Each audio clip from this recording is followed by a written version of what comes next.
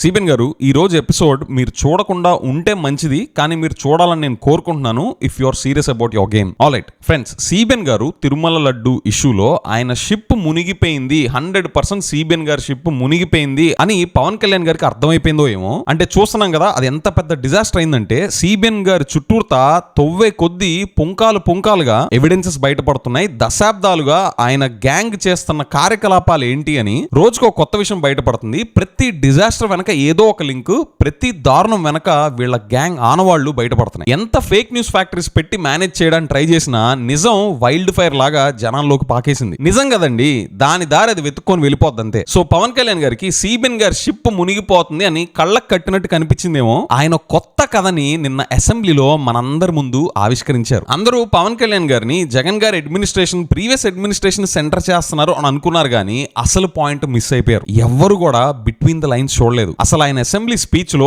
కథ, screen play, దర్శకత్వం చూస్తే కళ్ళు చెదురుతాయి. సో ఈ ఎపిసోడ్ నేను మీకు ఏం చూపించబోతున్నానంటే, పవన్ కళ్యాణ్ గారు ఈ టీటీడీ లడ్డు విషయంలో పక్కనే సిబిఎన్ గారిని పెట్టుకొని మరి ఆయన ఒక సొంత గేమ్ ని స్టార్ట్ చేశారు నిన్న అసెంబ్లీలో. ఆ గేమ్ ని మీకు చూపించబోతున్నా. అందులో పవన్ కళ్యాణ్ గారు ఎవరి మీద గురి పెట్టారో మీరు చూస్తే పాపం చాలా మంది చెప్పడం ఎందుకు, మీరే చూడండి. అండ్ ఫ్రెండ్స్, నేను చేసే కంటెంట్ మీకు నచ్చుతుంటే please consider joining Andhra podcaster channel memberships. Subscribe button పక్కనే ఉంటుంది, ఆ జాయిన్ బటన్. ఒకవేళ మీరు జాయిన్ అవ్వకపోయినా కూడా మీకు ఏం తేడా ఉండదు, అన్ని వీడియోస్ యాజ్ యూజువల్ గానే చూడొచ్చు. కానీ ఈ ఛానల్ ని నేను ఇండిపెండెంట్ గా క్వాలిటీ కంటెంట్ తో నడపాలి అంటే మీలాంటి వాళ్ళు జాయిన్ అయ్యి సపోర్ట్ చేస్తేనే నేను ఈ జర్నీని కంటిన్యూ చేయగలుగుతాను. సో జాయిన్ అవ్వాలి అనిపించిన వాళ్ళకి వెల్కమ్. జాయిన్ అవ్వకపోయినా మీరు కూడా మన ఆంధ్ర పాడ్కాస్టర్ కమ్యూనిటీలో ఈక్వల్ గా important. Hi, this is Vijay Kesari and welcome to Andhra podcaster, where we discuss questions, perspectives and possibilities focused on development of Andhra.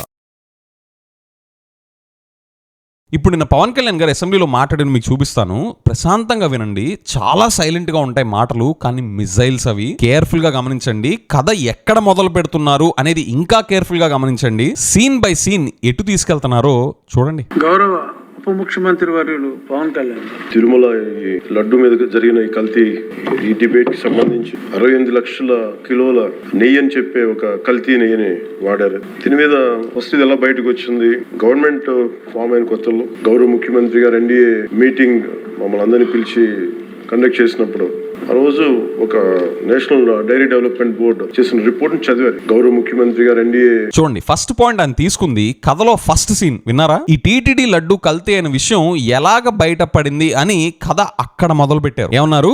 NDA meeting ఒకటి పెట్టి టీటీడీ లడ్డు కల్తీకి సంబంధించి ఎన్డీడీబీ రిపోర్ట్ లో ఉన్నది మీటింగ్ పెట్టి సిబిఎన్ గారు అందరికీ చదివి వినిపించారంట. సరిగ్గా విన్నారా? ఇక్కడ 2 విషయాలు బయటపడుతున్నాయి. ఒకటి, రిపోర్ట్ చదివింది నేను కాదు. రెండోది, రిపోర్ట్ చదివింది నేను కాదు సిబిఎన్ గారు అని. ఎందుకు చెప్పారో తెలుసా ఈ మాట? అసలు అక్కడ ఆ విషయం చెప్పాల్సిన అవసరం లేదు. మీరు కేర్ఫుల్ గా గమనించండి. అసలు పవన్ కళ్యాణ్ గారు ఈ పర్టికులర్ విషయం మనకి చెప్పాల్సిన అవసరమే లేదు. ఈ తిరుమల లడ్డు కల్తీ అయిందన్న విషయం ఫస్ట్ మా దృష్టికి వచ్చింది ఎన్డీడీబీ రిపోర్ట్ ద్వారా అని చెప్పుండొచ్చు. కానీ ఆయన ఒత్తి మరి ఏం చెప్పారు? ఆ రిపోర్ట్ చదివింది నేను కాదు, రిపోర్ట్ చదివింది సిబిఎన్ గారు, ఆయన చదివి మాకు వినిపించారు అని చెప్పారు. తెర వెనుక జరిగిన విషయాన్ని ఇప్పుడు తెర మీదకి తీసుకొస్తున్నారు. ఎందుకు? ఒకసారి ఆలోచించండి. ఎందుకని పవన్ కళ్యాణ్ గారు ఇది ఇప్పుడు స్టార్ట్ చేశారంటే, ఎన్డీడీబీ రిపోర్ట్ లో ఉన్నది వీళ్ళందరూ తప్పుగా మనకు చూపించి ఫేక్ ప్రాపగాండాస్ క్రియేట్ చేశారు కాబట్టి.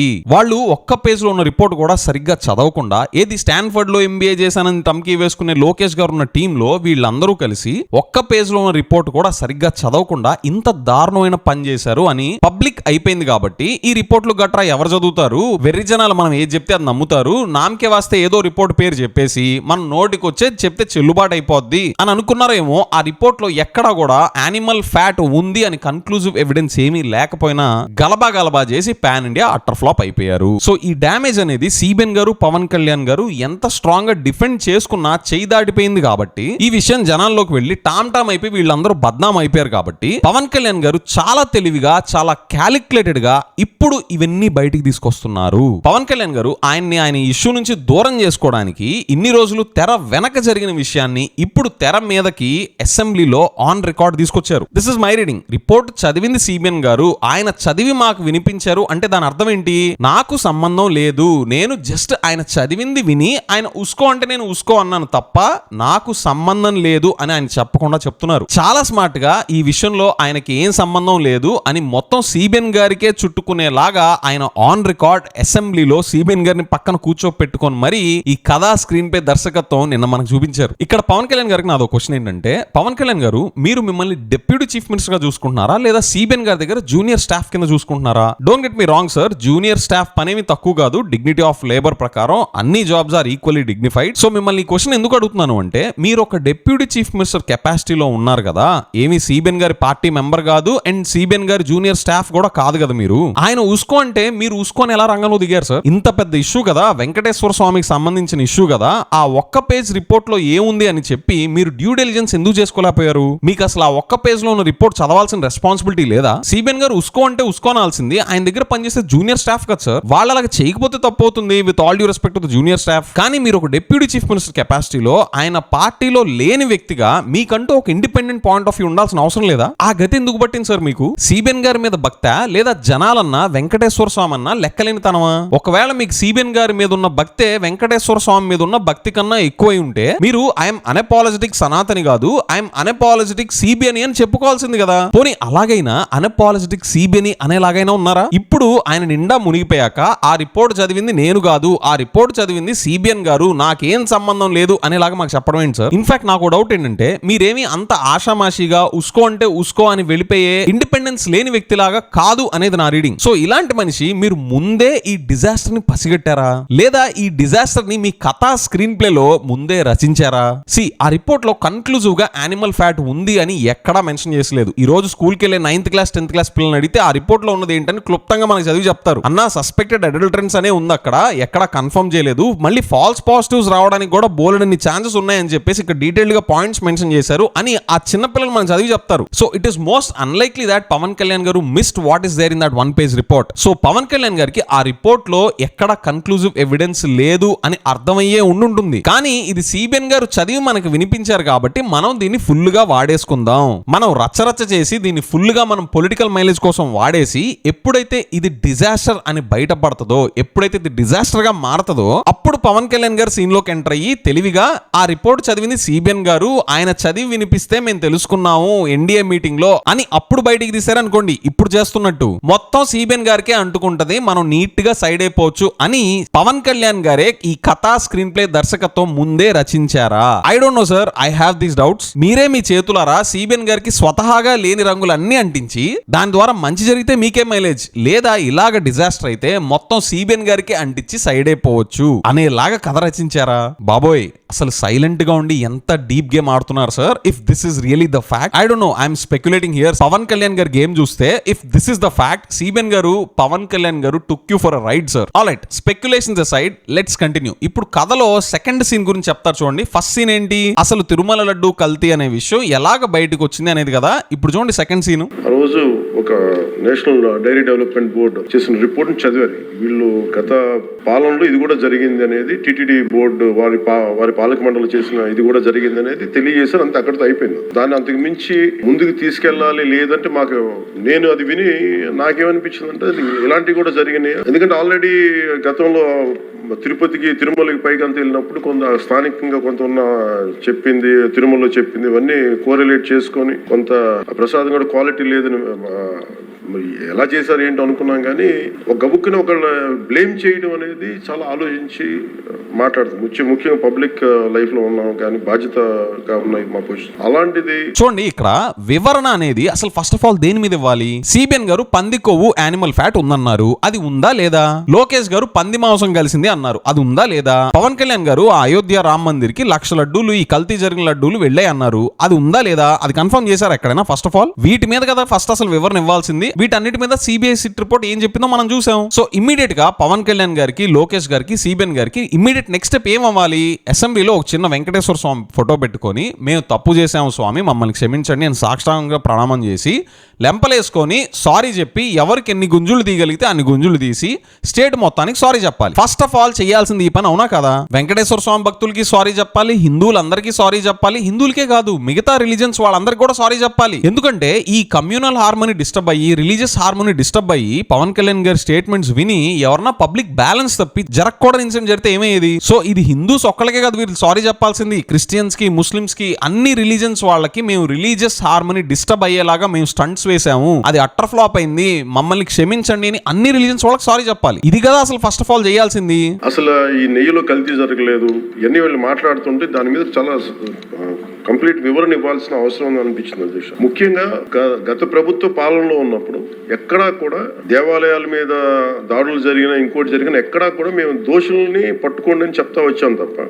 ఎక్కడా కూడా మీరు చేయించారని కానీ మీరు ఉన్నారని కానీ ఎక్కడ ఎందుకంటే తక్కువ అలా కూర్చోబెట్టి ఎలా పడితే అలా మాట్లాడటానికి బాధ్యత ఉంటాం కాబట్టి అలా మాట్లాడలేదు. అలాగే ఇది కూడా గౌరవ ముఖ్యమంత్రి గారు రోజు ఎన్డీఏ సభలో చెప్పినప్పుడు చూడండి, ఇక్కడ కూడా మళ్ళీ ఆ రోజు సిబిఎన్ గారు ఆ మీటింగ్ లో చదివి వినిపించారు అనే చెప్తున్నారు కానీ మేమందరం ఇది తెలుసుకున్నాం అని ఎక్కడ ఈయన్ని కూడా వాళ్ళతో కలుపుకొని మాట్లాడట్లా. క్లియర్ గా ఈయనని పవన్ కళ్యాణ్ గారు ఆయనని సిబిఎన్ గారిని సపరేట్ చేసి he is trying to center this issue totally around CBN గారు. That's my reading here. అలాగే ఇది కూడా గౌరవ ముఖ్యమంత్రి గారు రోజు ఎన్డీఏ సభలో చెప్పినప్పుడు మాకు కూడా ఏమనిపించిందంటే దీన్ని ఎలాగా అడ్రస్ చేయాలి నాకైతే ఇంటికి వెళ్ళాక నాకు అర్థం కాదు. ఇలాగ యానిమల్ ఫ్యాక్ట్ కూడా కలిసి ఇది ఎన్డీడీబీలో వచ్చింది, నేషనల్ డైరీ డెవలప్మెంట్ బోర్డు. ఇవన్నీ కూర్చోబెట్టి మాట్లాడుతున్నప్పుడు నేను తర్వాత మార్నింగ్ నేను ట్వీట్ చేశాను అధ్యక్ష. దాని మీద ఎందుకు ట్వీట్ చేయాల్సి వచ్చిందంటే వరుసగా నన్ను ట్యాగ్ చేస్తే చాలా మెసేజ్లు వస్తా ఉన్నాయండి. సార్ ఎవరైనా మాటలు రాని చిన్నపిల్లలు ఉంటే వాళ్ళకి పిలిచి చెప్పండి సార్ ఈ సోది. మీరే ఒక పక్కన రిపోర్ట్ ని జనాల్లో చలామణి చేసి మళ్ళీ మీరే మమ్మల్ని ట్యాగ్ చేస్తున్నారు, దీని మీద వివరణ ఇవ్వమంటున్నారు అని చెప్పేసి అంటారేంటి సార్? ఇది ఎలా ఉందో తెలుసా? 14 లక్షల కోట్ల అప్పులని ఫేక్ ప్రాపగండాస్ మీరే క్రియేట్ చేయించి మళ్ళీ ఇది న్యూస్ పేపర్ లో వచ్చింది, అది చూసి నేను నిజమని నమ్మేశాను అని చెప్పేసి అంటే అది ఎలా ఉందో ఇది కూడా అట్లానే ఉంది సార్. పవన్ కళ్యాణ్ గారు ఇదేనా సార్ మీరు సిబిఎన్ గారి నుంచి నేర్చుకుంటాననింది? ఇదేనా మీరు నేర్చుకుంటుంది? స్టేట్ బాగుపడే తెలివితేటలేనా సార్ ఇవి? దట్ ఈస్ వై సిబిఎన్ గారు became outdated in Andhra Pradesh politics sir. Lokesh గారు కూడా సేమ్ అదే ట్రాక్, పంది మాంసం కలిసింది అని స్పష్టంగా రిపోర్ట్స్ లో మెన్షన్ చేస్తుందంట లోకేష్ గారికి. ఏది స్టాన్ఫర్డ్ లో చదువుకున్న ఆయనకి ఒక్క పేజ్ లో రిపోర్ట్ చదవడం కూడా రాదు. మీరెందుకు సార్ పవన్ కళ్యాణ్ గారు ఈ అవుట్డేటెడ్ అప్రోచెస్ ని ఫాలో అవుతున్నారు? ఏం ఉపయోగం సార్ మీకు గానీ స్టేట్ గానీ దీనివల్ల? వరుసగా నన్ను ట్యాగ్ చేస్తే చాలా మెసేజ్లు వస్తా ఉన్నాయండి. నా ఆఫీస్ నుంచి అన్ని పంపించేటప్పుడు నేను చూసాను ఏం జరిగిందంటే మీరు ఎవరు మాట్లాడరేంటి, ఇలాంటి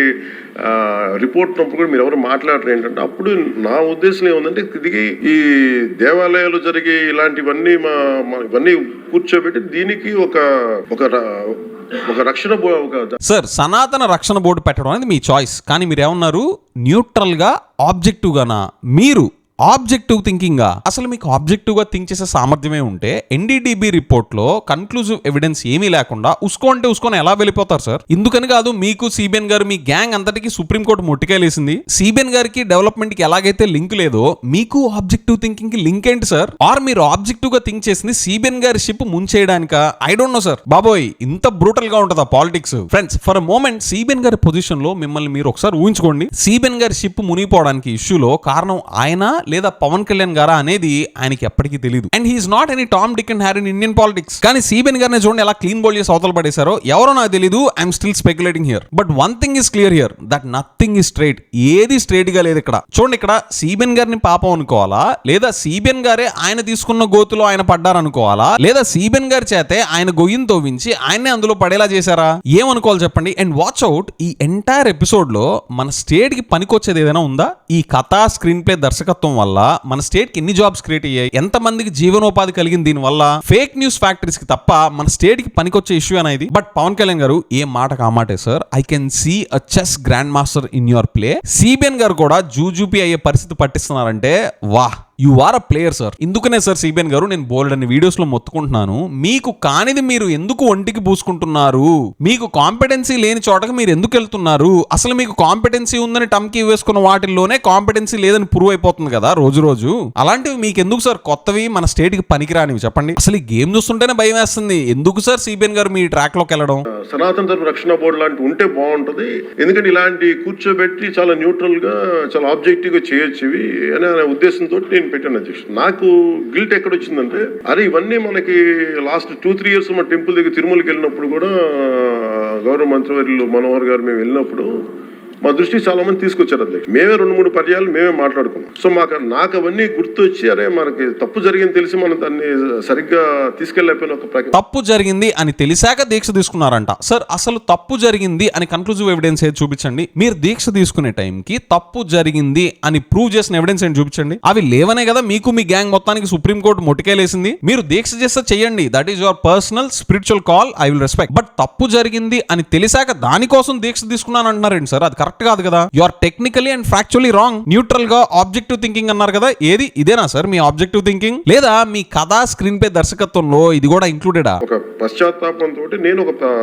నేను ఒక దీక్ష చేశాను. ఆ తర్వాత దాన్ని అందరూ అన్ని రకాలుగా తీసుకెళ్ళారు సార్, 3 parties. అలాగే మాకు తర్వాత మొన్న గౌరవ ముఖ్యమంత్రి గారు మనకి కేశవ్ గారు మా కేబినెట్ లో కూర్చున్నప్పుడు మా దృష్టికి తీసుకొచ్చింది, అసలు ఈ నెయ్యే లేదనేది చాలా స్పష్టంగా తెలియదు సార్. నెయ్యిలో నెయ్యి ఉందా లేదా అని కాదు సార్, మిమ్మల్ని సుప్రీంకోర్టు ఒత్తి మరీ అడిగింది. మీకు గుర్తులేదా? పామ్ ఆయిల్ వెజిటబుల్ ఆయిల్ లో కల్తీ జరిగిందా లేదా యానిమల్ ఫ్యాట్ కలిసిందా అని స్పెసిఫిక్ గా మిమ్మల్ని సుప్రీంకోర్టు వాళ్ళు అడగలా? దాని గురించి ఫస్ట్ చెప్పకుండా మిగతా మాట్లాడతారేంటి సార్? సో ఫ్రెండ్స్, ఇక్కడ నుంచి పవన్ కళ్యాణ్ గారి స్పీచ్ అంతా బోరింగే, సోది తప్ప అసలు విషయం ఏం లేదు. ఇన్ఫాక్ట్ అదొక స్మోక్ స్క్రీన్ మాత్రమే. ఆయన ఇక్కడ నుంచి మాట్లాడిందంతా ప్రీవియస్ గవర్నమెంట్ మీద అటాక్ లాగా పోర్ట్రే చేశారు, కానీ ఆయన చెయ్యాల్సిన డ్యామేజ్, ఆయన వేయాల్సిన ఎత్తు వేసేశారు. And that is to center CBN గారు and distance himself from this entire issue. CBN గారిని ఎంటైర్ ఇష్యూలో సెంటర్ చేస్తా పవన్ కళ్యాణ్ గారు సైడ్ అయిపోవడం ఈస్ ది యాక్చువల్ మూవ్. నా take away from this Pawan Kalyan గారు స్పీచెస్. అసలు రెస్ట్ ఆఫ్ ద స్పీచెస్ అంతా సోది, టైం వేస్ట్. ఇన్ఫాక్ట్ సిబిఎన్ గారు కూడా ఈ విషయం మీద మాట్లాడారు, అదైతే ఇంకా పెద్ద టైం వేస్ట్. సో వీళ్ళు పవర్ లోకి వచ్చిన తర్వాత ఫర్ ద ఫస్ట్ టైం నిన్న మనం అసెంబ్లీలో చూసింది ఏంటంటే, పవన్ కళ్యాణ్ గారు ఆన్ రికార్డ్ ఆఫీషియల్లీ సిబిఎన్ గారి నుండి డిస్టెన్స్ చేసుకోవడం స్టార్ట్ చేశారు. అది కూడా సిబిఎన్ గారి పక్కనే కూర్చొని సిబిఎన్ గారి నుండి చాలా దూరం జరుగుతున్నారు. బట్ ఇన్ మై ఐస్ నేనైతే ఇది యాక్సెప్ట్ చేయను. సిబిఎన్ గారికి లోకేష్ గారికి ఇష్యూలో ఎంతైతే వాటా ఉందో పవన్ కళ్యాణ్ గారి కూడా ఆయనకు కూడా అంతే వాటా ఉంది. ఆయన ఎంత దూరం జరుగుదామన్నా గానీ దేశం అంతా చూసింది, everything is on record. So Pawan Kalyan garu మీరు ఎంత దూరం జరిగిపోవాలనుకున్నా నేనైతే వినే పొజిషన్ లో లేను సార్. మిగతా వాళ్ళ గురించి నాకు తెలీదు. Till the time you apologise, మీరు జనాలందరికీ క్షమించండి, హిందూస్ అందరికీ, మిగతా రిలీజన్స్ వాళ్ళందరికీ కూడా క్షమించండి అని మీ అపాలజీస్ చెప్పేదాకా సిబిఎన్ గారికి లోకేష్ గారికి ఇందులో ఎంతైతే దారుణమైన వాటా ఉందో మీకు కూడా అంతే వాటా ఉంది. చేయాల్సిన డ్యామేజ్ అంతా చేసేసి ఇప్పుడు వచ్చి తూచ్ నాకేం తెలియదు, నాకేం సంబంధం లేదంటే కుదరదు. అండ్ సిబిఎన్ గారు ఇది మీరు చూడాలి అని నేను ఎందుకు కోరుకున్నాను అంటే, ఒక మోరల్ ఉంది కదా సార్, మనకు కానిది మనం ఒంటికి పూసుకుంటే మనకి ఏ గతి పట్టిద్దో అనడానికి మీరు కేస్ స్టడీగా మారిపోయారు. ఇన్ఫాక్ట్ ఐఎస్బీలో మీ మీద కేస్ స్టడీ చేసినా కూడా షాక్ అవ్వకండి. బిజినెస్ టర్మినాలజీలో కోర్ కాంపిటెన్సీ అని ఒకటి ఉంటుంది.